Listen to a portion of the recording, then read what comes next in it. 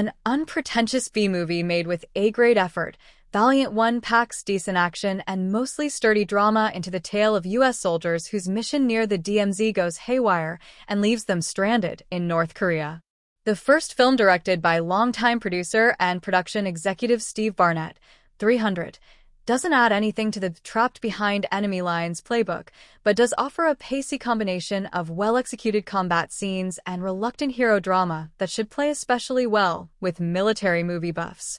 Boasting solid central performances by Chase Stokes, Outer Banks series, and Lana Condor, to all the boys films, Valiant 1 opens in limited U.S. cinemas on January 31. Valiant 1 is the kind of mid-size action movie we've seen much less of in commercial theatrical release since these straight-to-streaming days began. Though lacking the scale of a big-budget spectacular, it's no Black Hawk Down.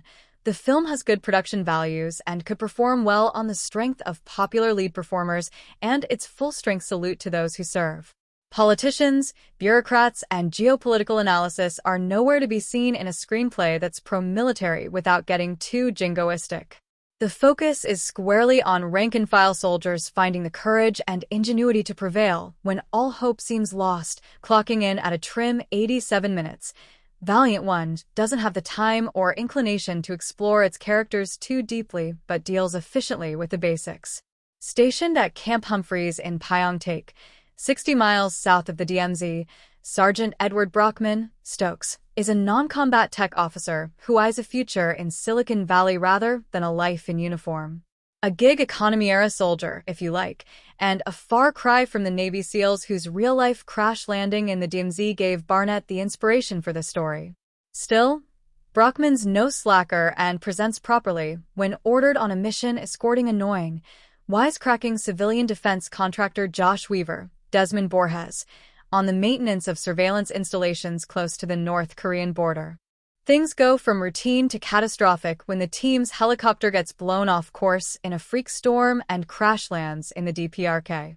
Observing time-honored war movie tradition, the mission's mortally wounded commanding officer, LeBold, Callan Mulvey, gives Brockman inspirational words and entrusts him with a service pistol that's been passed down through generations of his family of soldiers and will naturally play a significant practical and emotional role later in proceedings. The screenplay by Barnett and Eric Tipton sticks closely to such conventions as the inexperienced and ill-equipped Brockman, I'm just trained to analyze data, he says, is suddenly thrust into command and must figure out how to get survivors, including civilian Weaver, Korean-American Corporal Lee, Daniel June, Corporal Ross, Jonathan Whitesell, and Corporal Selby, Condor, to safety.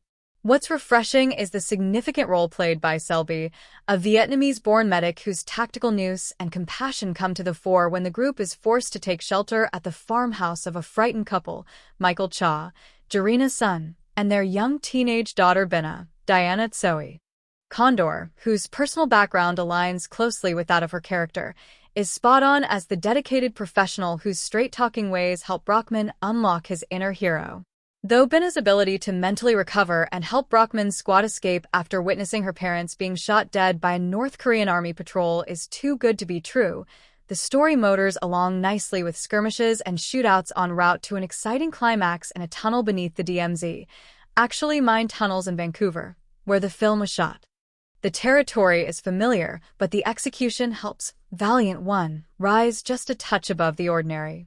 The convincing and committed performances of Stokes, Condor, and the rest of the ensemble is matched by solid action choreography and fluid widescreen photography by Daniel Stilling. Punchy tracks by rappers including Jelly Roll and Marcus Clay are neatly inserted alongside the fine orchestral score by Benjamin Backus. A fabulous old wood-fired truck used as a getaway vehicle is the jewel in the film's armory of high-tech U.S. weaponry and antiquated North Korean machinery.